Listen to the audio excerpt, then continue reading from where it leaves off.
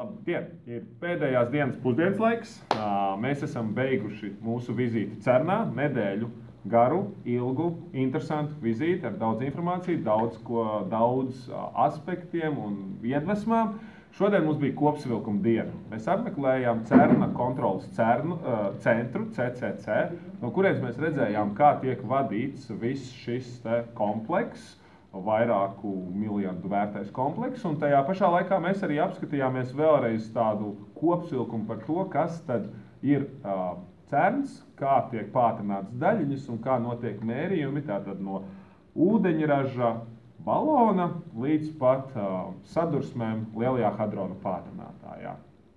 Paldies par to, paldies, ka nedēļu sekojāt līdzi, mēs tad dodamies atpakaļ uz mājām un cerams, ka šīs zināšanas un atziņas spēsim arī ieviest un parādīt skolēniem stundās.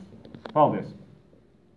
Jā, un tad pēdējais, kā slepenais sveiciens. Ja? Tātad CERNā ir slepenais secret handshake, šādi te sasveicinās ļaudis, kas zina CERNu.